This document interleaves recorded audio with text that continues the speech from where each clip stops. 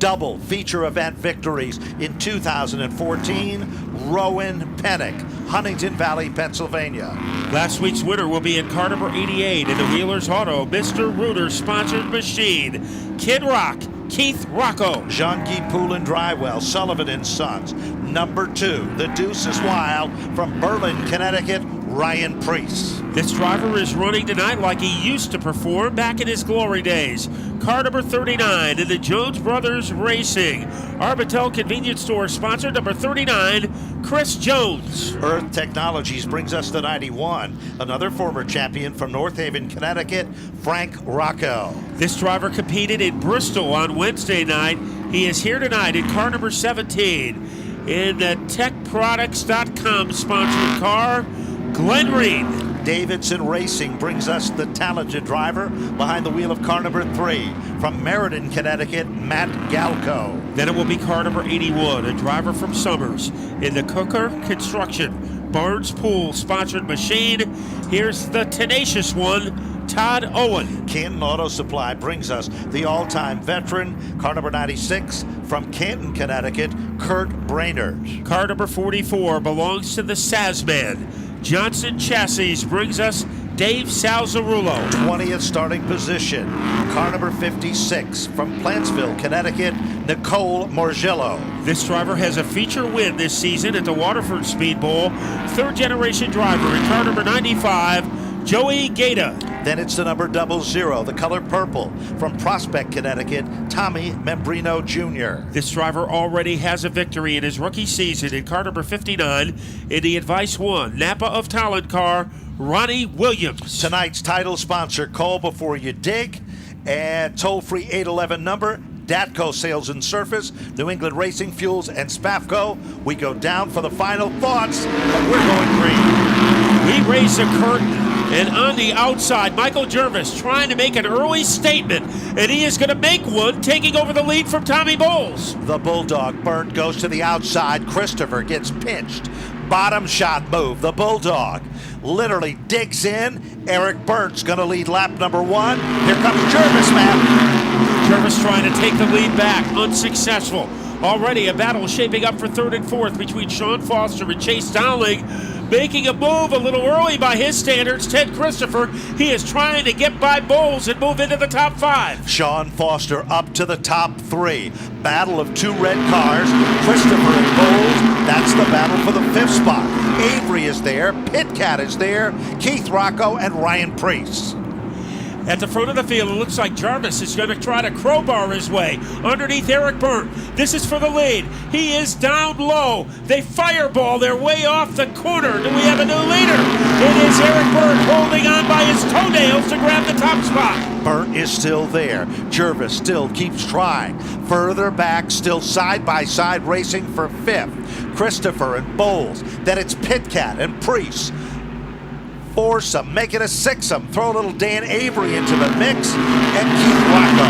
And don't forget about Woody Pitcat, as he is even with Bowles, changing lanes. Ryan Priest, he was able to make that move without a hitch. Oh, trouble now. Hitting at a ton between turns 1 and 2. We believe that is the Frank Rocco car, car number 91. And literally, we saw it dart out of line and do a 360 spin to the Armco,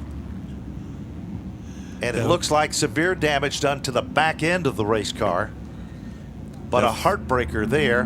Down on pit road, Todd Owen, the number 81 car, is there. Owen has had a roller coaster season. Last week at the start of the event, the oil pump pickup broke off the motor. They lost oil pressure. This week, they had the motor rebuilt, expecting big things tonight, but all of a sudden they are the first car down on pit road. So headache situation for Todd Owen. We have Nicole Morgillo making her first Stafford appearance of the season in car number 56. Her crew chief, her fiance, Sean Tebow, as a lot of Stafford fans remember Sean Tebow, who won a lot of races. He had his most success in the limited late model division. And he also competed here in a modified. And they are going to get married in December. But right now, Sean Tebow calling the shots for Nicole in car number 56, who is at the rear of the field. Also down in pit road, the 75 car was in for a quick stop and go. We'll pick up at the rear of the field there as well. You can't mention the Waterford Speedbowl without mentioning the Gaeta family. There were 3 generations of Gaetas. Bob Gaeta is like the patriarch. He started winning. Then he had 3 sons. All were successful. The most successful was Dennis Gaeta, who won 7 championships there. He has 1 SK win at Stafford in his career. And also Michael and David Gaeta, and now the grandsons are in action. We'll go to Connor Sullivan. Or Kelly LaMesa for this Flamingo Motorsports report. Okay, Ben, yes, I just talked to the crew chief for number 81, Todd Owen. It was nothing crazy, just a minor adjustment. He's back out there to race. Back to you. Thank you, Kelly, down on pit road. Once again, they're still working. Hammock style means the car was damaged front and rear as the Frank Rocco car is being picked up and brought back to the center of the infield. You've learned what I taught you over all these years. Yes, I have. Ben is a quick learner. Right now, the quick learner at the front of the field is Eric Burt, looking for his first win of the year, but he has come close on a couple of occasions. Frank Rocco is standing by with Connor Sullivan. Let's go downstairs for this Flamingo Motorsports report. Unfortunately, Frank graciously declined to comment, but he did tell me that he just got loose going into turn number 1 and backed it very hard into the wall. They're bringing the car back on the wrecker. We speak. Well, he paid a big-time price for getting loose as that car was obliterated against the wall. We're going to have a pretty good restart between Burt and Jarvis. And Sean Foster, you know, when he got back-to-back podium finishes about 7 weeks ago, we thought that he was going to be on his way. He said he had a car good enough to win every time out, but it really hasn't materialized. So it's kind of been frustrating for he and his dad, Scott Foster Sr. We'll see if they have corrected those cars' deficiencies tonight. Nicole Borgillo is back out on the racetrack. That car was very strong in qualifying for Sean Foster tonight. He is long overdue for a victory here at Stafford. Let's see what's going to happen. Off turn number 4, staring him down again. Tim Bennett gives him the green, and it is Burnt in command. Jarvis, a whole different strategy here, but look out, here comes the 57 marching to the front, Chase Dowling. No fluke that he tasted victory at the start of 2014. Woody Pitcat behind him in car number 50. Battle for the lead. Jarvis on the outside. Maybe getting a helping hand, Eric Burt, from the presence of Chase Dowling. They are dead even. They are body pierced together as they go into turn 3. Side-by-side racing. Look at Ryan Preece from the 6th spot to the 4th spot. Deuces wild on the outside lane as Keith Rocco, after a victory before, trouble now. Down the front straightaway, the 00 Membrino, Todd Owen, the 81 car, and the 44 of Dave Sazzarillo. Sazzarillo's car, right front suspension, Membrino, right front suspension, and the color purple combination is down for the count, just to the right, and the left off turn number 4. And Todd Owen was in the grass, but was able to drive away. And here he comes on pit road.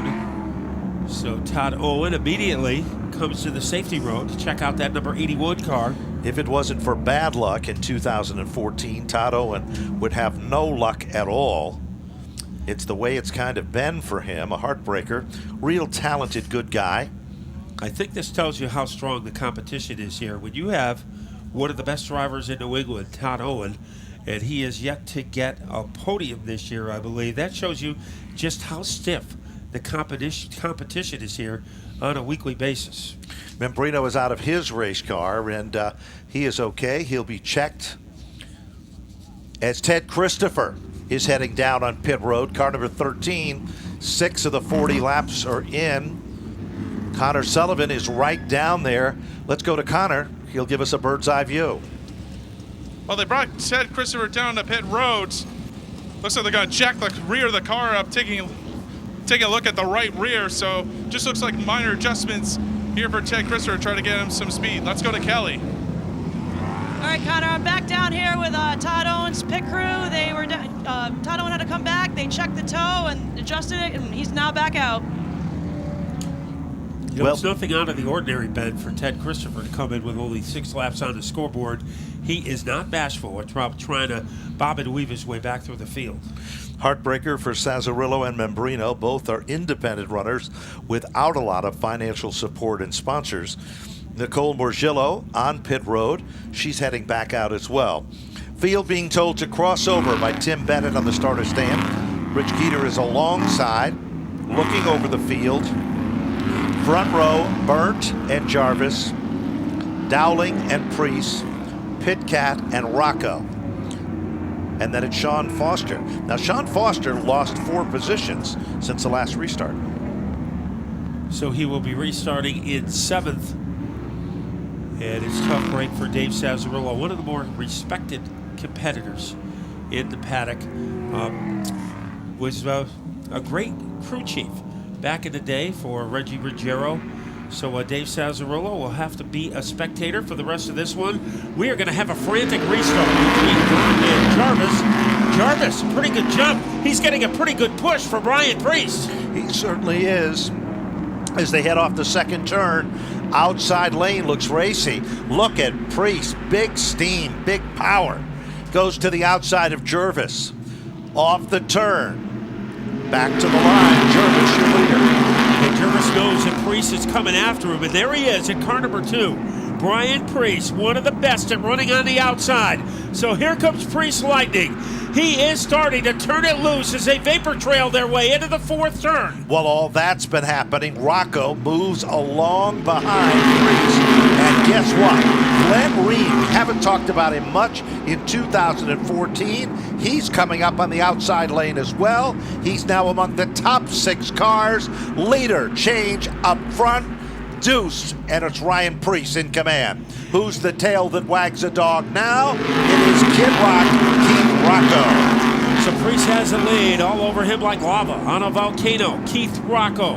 Rocco, those 2 guys have had some memorable battles this year. Get ready for another one as Rocco goes down. Bottom shot. Here comes Keith Rocco to take over the lead. He forces Priest up the track just a bit, enough to give him the advantage. Keith Rocco in command. Priest has to settle back in for second. Short-lived crossover move to the bottom and the inside. Ryan Priest. Here comes Burnt. Here comes Jarvis, Dowling. Rocco slows the field just a bit as they come back to the line. Rocco still your leader. Eric Burnt running a strong 3rd, being chased by Michael Jarvis. Chase Dowling has been consistent for the first 11 laps, running in 5th. Now he starts to make a move against Jarvis. That is a fight for 4th, but it looks like Jarvis might be able to hold him off. 3-wide action, Rowan Pennick in the middle. Little further back in the field, Williams is there as well. Rocco still leads him. Burnt can hook to the back bumper of Priest, but not enough getty up to get alongside. And here comes Woody Pitcat. He has some momentum as he looked to flash dance his way underneath Chase Dowling. Didn't have enough energy. Top 3 have slightly pulled away from the rest of the field. Let's see when Priest goes to work on Rocco. Right now is the right time. Here he comes as he tries to blur his way underneath Kid Rock. And Ryan Priest is back in front. Burton trying to take second away. Priest gave the same type of a deal back to Keith Rocco as Rocco did to Priest when he took the lead. Priest is now your brand new leader, further back at the bottom of the top 7. Keep your eyes on Rowan Pennick, Woody Pitcat. The Queen is starting to rise to the top. Woody Pitcat and Chase Dowling have been very consistent so far for the first 15 laps. You can add Rowan Pennick's name to that list. Glenn Reed didn't know he was going to race. Here comes Rocco back in front. Rocco pulls it off. Burnt still is a watcher, not a player as yet. Back and crossing over. Priest will try it to the bottom. Back into the lead by a nose. Trouble now. Glenn Reed goes around. Front pack of cars. So he is in Reed Acres outside of turn number 2. So Glenn Glenn Reed, will he bring out the yellow? He is not moving, and now the yellow comes out on lap number 17. As Glenn Reed, he didn't know he was going to race tonight till he was in Virginia, coming back from the Whelen Modified Tour race in Bristol, and then he said, tell the boys, I think we're going to run Friday night, and he was doing a good job until that little hiccup as Glenn Reed finished 21st overall in that combined Northern-Southern Whelen Modified Tour race, so it wasn't a bad night for Glenn Reed. He said he really didn't have enough practice time, but he had a fast car in Bristol. Sure did, and of course, we remind you, next Friday night, the Valente Modified Race Series and the Whelen All-American Series. 6 lead changes in 16 laps. That has been pretty much the story. Laps 1 through 6, Eric Burt. Lap number 7, it was the 22 of Jervis. Then on lap number 8, it was the 2. Then taking the lead back on lap number 10, 11, 12, and 13, Rocco. Laps 14 and 15, Preece again. Lap 16, Keith Rocco. That's just the beginning. There would have been 7 lead changes, but the yellow flag came out before the lap was completed. Let's go to Connor Sullivan for this Flamingo Motorsports Report. Ted Christopher back on pit roads. The word on his car, loose, loose, loose. They're making adjustments on just about every corner of this car to try and get the speed back into it. Those are 3 words. Loose, loose, loose. And Ted has usually been able to drive a loose race car. We'll see if he can do it tonight. The spotlight is on this restart. Keith Rocco, Ryan Preece, 2 drivers battling for the Whelen All-American Series Championship this year. Preece with the upper hand. Down to the bottom of turn 1. Rocco is there. Preece is on the outside. The 2 cars that have gained the most spots, the movers and shakers, are Rocco from 11th to the lead, Preece from 12th to 2nd. Speaking of moving and shaking, look at Woody Pitcat getting into 4th place underneath Jervis. Here's another battle for the lead. Rocco holding his own, leading by a teardrop, by a snowflake over Ryan Preece. They go into turn number 4, side by side. As they come back to the line, Rocco has it by half a car. Here comes Burnt. He'll go to the inside of Preece. They almost touch. Woody Pitcat is there. And now side-by-side racing a little further back. Let's talk about Williams. Started 23rd. Ronnie Williams started in the 23rd starting spot. Is up to 5th, Matt. That car is moving. He was kicked around in last week's feature. This shows you what that car is capable of when it's healthy. We're capable of a barn burner battle for second. Eric Burt on the inside knows that Ryan Preece wants to run the outside road, and it's Preece taking second away from the 66. But it's short-lived because Burt just doesn't give up without a fight. They are side by side for second. Here comes Ronnie Williams to move to the outside of Pitcat. Throw a little Chase Dowling into the mix. 6 cars contending. The point of the arrow is still Keith Rocco, the leader. Woody Pitcat has 4th safely underway, but now he's getting a challenge from Chase Dowling. Ronnie Williams is there. Rowan Pennick is moving in. Joey Cipriano, we haven't talked about him yet, but he is in 8th place. Good move for him. Almost 3 wide. Further back. Here comes Williams, who's starting to slip a little further back. Preece now is moving back in striking distance with Kid Rock. Trouble down the back straightaway, Matt. It is Dowling. Dowling out of shape, and he is clobbered by Avery. They hit at a ton. Bowles is involved in that one as well. There are 4 cars that collided just to the left of the Hoosier board. And it was Avery and Pennick getting together, and the entrance of turn number 3, kicking Dowling to the outside near the wall, and it looked like he was going to get underway very cheaply, but Dan Avery had nowhere to go, and he pulverized at number 57 of Dowling, triggering a 4-car melee. Certainly has, as the Bowles machine is in the middle of that mix over there as well. The red number 76 car. Heartbreaking is that situation. 22 of 40, just 2 laps past the halfway marker in the event. We'll set the field for you in just a moment. And Matt, as you pointed it out, Chase Dowling got a little bit out of shape in front of Rowan Pennick. Joey Cipriano was able to get on the binders, and then Bowles came in with no place to go whatsoever. And that was Tommy Bowles who really hammered him.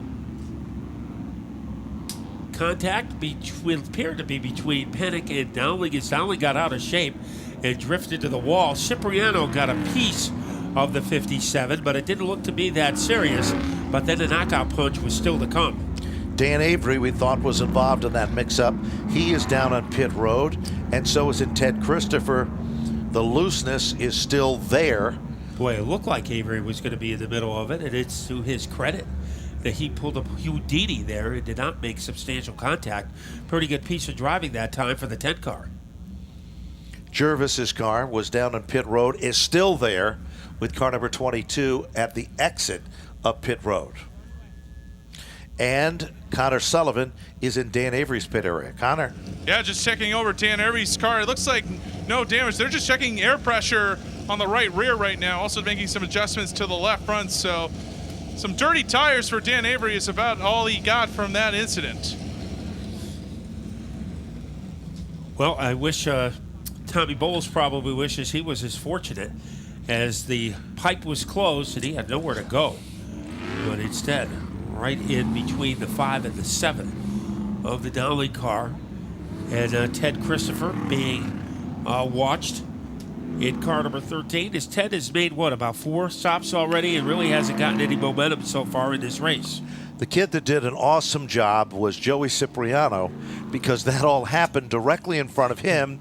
He got on the binders, the brakes, pulled to the right, to the left, and somehow, like Houdini, he came out of the magic box. Yeah, and he was able to avoid any contact. So Ted Christopher is on pit road, and the man to talk to him in this Flamingo Motorsports Report is Connor Sullivan.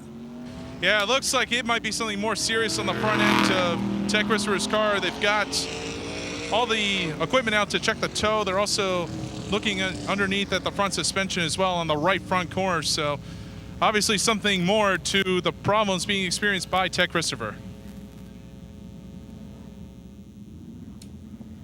You know, Joey Cipriano, we didn't talk about him too much at the start of the race, as he started 9th, but was pretty patient in the early going, and he came along to be a contender. There is a kid, you know, we were lucky to watch the SK Lights back in the days when Matt Galco, Tommy Barrett, and Joey Cipriano were battling it out every week. And I think we knew at the time, Ben, that we were watching 3 guys who might become 3 of the dominant guys in the Northeast in the future. I agree with that. Tommy Barrett, by virtue of his victory Wednesday night at Bristol, well, he has probably moved to the head of the table. But Joey Cipriano, Matt Galco, I mean, that SK Light class will go down, I think, as one of the best ever in Stafford Motor Speedway history. I agree with that, and proof is in the pudding. Tommy Barrett has never seen Bristol up close. They unloaded the race car. He ends up the winner of the race at Bristol. That's pretty amazing. The Cipriano family, this is not a heavily backed team. They don't have a lot of finances. It's mom, dad, Joey's girlfriend, and the grandfather, all very, very dedicated to what they're doing. Same can be said about the Galco operation, and they're able to run up front and consistently do it well.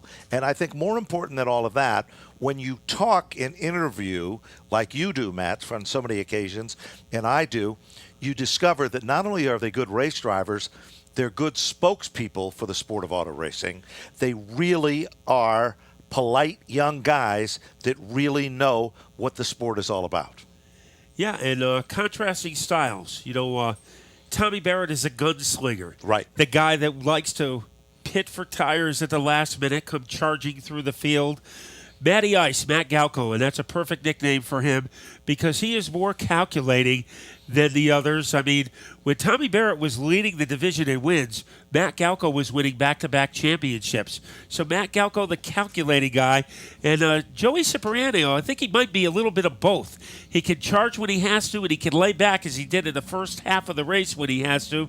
So Cipriano is probably a little bit of both. Barrett the charger, and Matt Galco the guy who just takes his time and waits until the end of the race to show you what he has. You know, Matt Galco in a $10,000 win race at Seacon for Tour-type modifieds, he ran an SK-type car, by the way. He came from the B main event. They gave him the option, take the money or race. He said, I'm a racer, and I'm going to race, and he finished among the top 5.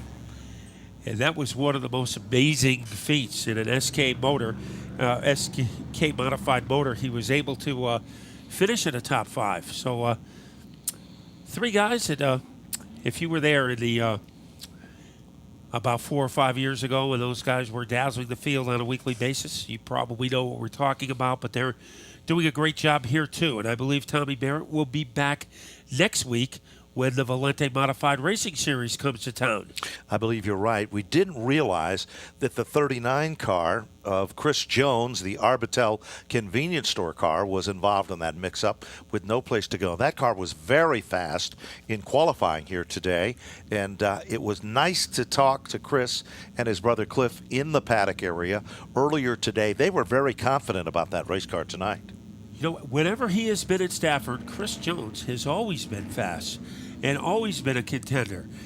This year he started off, he had a good outing to open up. I believe he finished 5th, starting from the rear. And then things started to get away from him.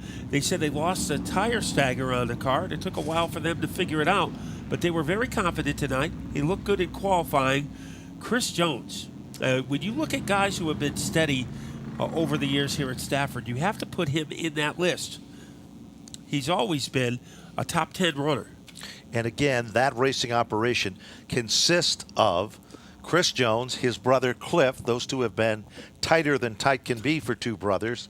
And Chris's sons are involved in the race team as well. So it's not one of the bigger teams, but they were able to still be able to get the job done. Heartbreaker there, the 39 car on the back of the hook. That car, incidentally, the Jones brothers purchased that car from a gentleman that used to be Frank Rocco's, well, we'll call him his teammate, his buddy a few years back. Who was that? They called him the Cannonball match. The Cannonball, Ken Horton. And the Cannonball had a lot of great runs here in both the late models and the SK Modifieds. Let's go for another Flamingo Motorsports report, and let's see what Connor Sullivan has for us. I've caught up with Tommy Bowles. Tommy, looks like one heck of a there. Will take us through what happened. Looks like some guys up in front of us got tangled up, and I thought they were gonna like slide in both directions off the track. I was like right down the middle of the track, and the black car was sitting right there, and I quit. I was gonna shoot to the right, but there was a car right on my right side, a car on my left side. I was like nowhere to go, but stand on the brakes and see what happened. All right, that's the story from pit road. Tommy Bowles has been around this sport for a long time. He has raced in almost every division that Stafford has to offer, and he's had success in all of those divisions, by the way. And he's one of the few guys who has had wins in both the Whelen Modified Tour and what do they call it now? The K&N Series. Back when he won here at Stafford, it was known as the Busch North. But he has won in touring divisions in both open wheels and fender cars, and not too many guys can say they've done that. During this past week, I pulled up at a stoplight to see, next to me, Charles Lewandowski, our former broadcast teammate, who has now moved to the south and is a fill-in driver on the K&N Series. So, a little bit of history there. And speaking of history, get ready. It's time to do it all over again. So this is going to be a dazzling restart between Rocco and Ryan Preece. Ben, this is very critical. Let's see what Preece can do on the outside. This could be the moneymaker off turn number 4. Green is out. Preece gets a little more giddy up off the line, but Rocco is there. They almost come together. Look at Woody Pitcat on the outside of Keith Rocco. A high voltage move by Woody Pitcat trying to get around Keith Rocco. This is very interesting. They fireball their way into the turn. Dead even for second and third between Rocco and Pitcat. Woody Pitcat said at the start of the season, it'll just take me some time, but once I'm there, this car is winning material. Here comes Rowan Pennick. 5 car bid for the top spot. And Pennock looks like he has leverage underneath Eric Byrne. He gets into 4th. He's not content with that. He gets 3rd over Priest. And now he's going after Keith Rocco. Ryan Pennock goes from 5th to 3rd on the backstretch. He does it with aggression, as all of a sudden Woody Pitcat goes from 3rd to the bottom of the top 5. But Pitcat's not done yet. 15 circuits to go. Look at Cipriano, Williams, and Sean Foster, Matt. That's the battle for 6, 7, and 8. Cipriano trying to claw his way underneath Sean Foster. Ted Christopher back in the mainstream, trying to thunder his way underneath Glenn Rain. Ryan Priest looking for win number 6, but he has to worry about car number 88 in order to pull that off. And that he does. Back to the stripe. Priest is still there. 27. Things are getting heated up. It is still Priest, Rocco. Back up on the wheel. Close, but not close enough, Matt. Back to the stripe. Still Priest is your leader. And Rocco looking for an opening down low. This is almost a repeat of last week with Priest, Rocco, and Roland Pennock in the top 3. Looks like Rocco has some room. Here he comes. Swoosh! He is back in the lead. It is Rocco with the sleight of a hand takes over the number 1 spot. Here comes Rowan Pennock. Will he be the spoiler? Priest tap to the bumper. No love there. Here comes Pennock, Burnt, and Pitcat. Nose to tail. Leading the next group of cars is Ronnie Williams, followed by Cipriano. But things are getting heated again at the front. It looked like Priest was going to make a move coming off the corner. Here he goes into turn number 3, the money area of the track for Ryan Priest. And he is going to blast his way back into the lead. Pennock trying to get into 2nd. Pennock made the move. Pennock is dancing, but still holds on for 3rd. The car was evil as it was 3/4 of the way down the front straightaway. Here comes Rocco. Pennock isn't done next. Priest is still the leader. Back off turn 4. 32 will click off as they head to turn 1. Rocco trying to roller coaster his way around Ryan Priest on the outside. Priest has too much bite coming off the corner. Rocco in a battle with Rowan Pennock for 2nd. And Pennock is able to get the nose of his car ahead of Rocco as they come off the corner. Rowan Pennock is up to 2nd, literally glued to the back bumper of Priest.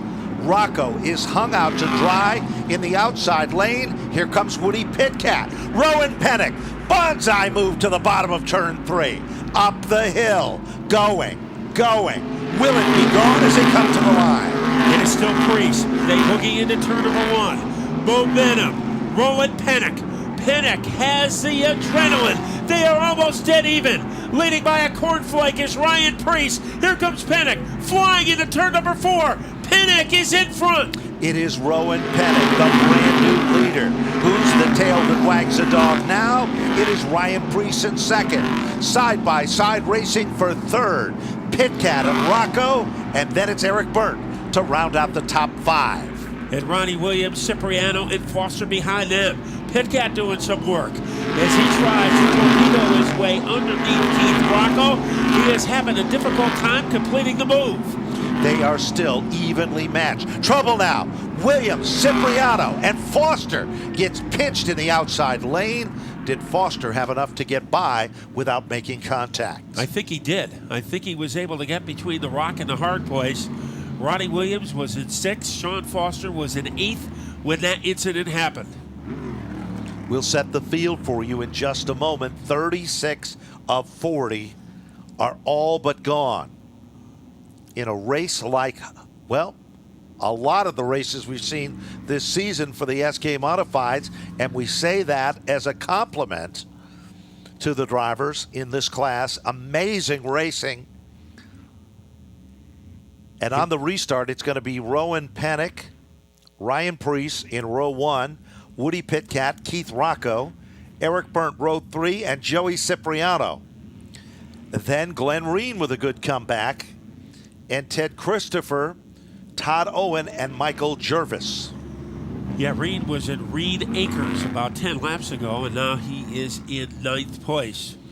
And Sean Foster continues to have no luck at all. Well, I guess he did hit the wall. Yep. Looked like he might have escaped, but that was not the case. We were hoping that he was able to squeak on by, and I think he was able to do it with the left side, but the right side might have tagged the Armco just enough, and Williams is getting pushed away by the Chuck's Auto wrecker as we speak.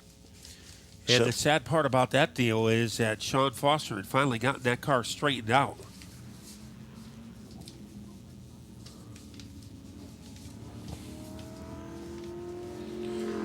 So it says, what a move by Rowan Pennock, by the way, to get in the lead, trying for his 3rd win of the year. Certainly was, and now the Sean Foster car is on the back of the hook. We had received some reports that on that last circuit down the front straightaway, a loud noise erupted, and it might have came from the Sean Foster car, believe it or not.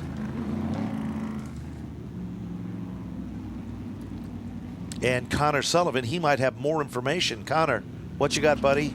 Yeah, just to add to what you were saying, Ben, as the field was coming down the front straightaway before that last caution, I could actually see some flames coming out the left side pipes on the number 25 car, Sean Foster, and I don't even think he hit the wall. They're actually just bringing the car back down here now, and there's no evidence of any damage to the car, so it might have been a failure underneath the hood of car number 25. A heartbreaker for Sean Foster, a very popular and good race car driver. Him and his friends, Danny Cates, the Sullivans. Sean Foster is the last that consistently runs here at Stafford and just hasn't been able to get a break. And tonight, it is a perfect example of what has been eating away at him during the past 6 weeks of the season. We are going to double up the field, which means a restart is around the corner. And this is going to be a good one. If you know, who will help? Sometimes the guys in the second row can give a little push and help the guys in front of them get into the lead. Well, you have Woody Pitkat and Keith Rocco behind Rowan Pennock and Ryan Priest. Do you think the guys in the front row are going to get any help? You know, I have a hard time believing that, Matt, but it's a good way of looking at it because you have to remember Woody Pitkat used to drive for the 99 team. He also drove for the 2 team. He won a title. That doesn't sound like a love affair. Let's see what's going to happen because it's all being put to the test. Well, it is Rowan Pennock getting the advantage as he is going to rabble-rouse his way back in front. Priest has an answer as they blast their way into turn 3. Well, all that's been happening. Row number 2 is Pitkat and Keith Rocco. Back to the stripe, Rowan Pennock with just enough speed to hold out at the line. And he needs all the speed he can get because Ryan Priest navigating around the 99 car. Now he clears Ryan Priest. Priest is vulnerable to Keith Rocco. They come together. A little slapping action, and able to survive that was Ryan Priest as a little slap to the back bumper of the 2 car. Well, that's been happening. Look a little further back, and you will see that Cipriano, Christopher, all coming with Williams emerging back up front. 39 as they come off turn number 4. White flag is out. If you think this is over with, you are wrong. Let's see if Priest can get close enough for a last lap scare. He is moving in on the 99 of Rowan Pennock. Pennock holding him off as they go into turn 3. Down the back straightaway. Final time. Rowan Pennock looks for 3 victories in 2014. Pennock has done it. Priest is in for 2nd. Keith Rocco will finish in 3rd. Woody Pitkat for 4. And Eric Burnt will finish among the top 5. Good comeback for Glenn Reed to finish 7th. Joey Cipriano in 8th. Ronnie Williams in 9th. Ronnie Williams in 8th. Ted Christopher 9th. Todd Owen 10th. Michael Jervis will finish 11th. Dan Avery in 12th. Nicole Morgillo 13th position. Kurt Brainerd 14th. And Joey Gaeta in 15th. Then in 16th was Sean Foster. Chase Dowling in 17th. Tom Bowles 18th. Chris Jones 19th. And Matt Galco will finish 20th. 21st, Tommy Membrino. Then it'll be Dave Sazzarillo in 22nd, and Frank Rocco, the first casualty of the event, in the 23rd spot. Fastest lap in the race, Roland Pennick, 93.57 miles per hour. Remember, we still have 2 outstanding features to come.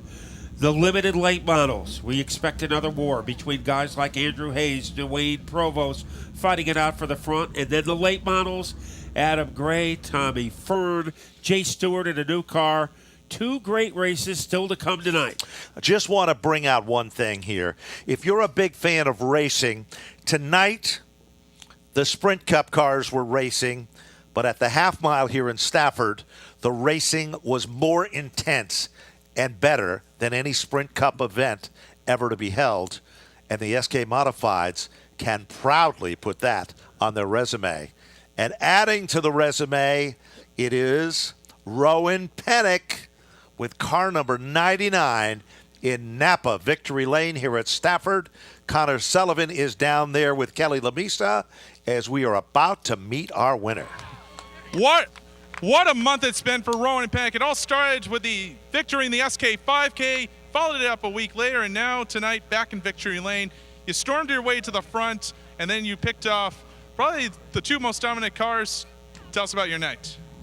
Yeah, we kept getting in bad lanes at the beginning of the race there, and midway through the race, finally things started to go our way, and we were able to get up to the front and race for the win with Keith and Ryan, and the guys did an awesome job.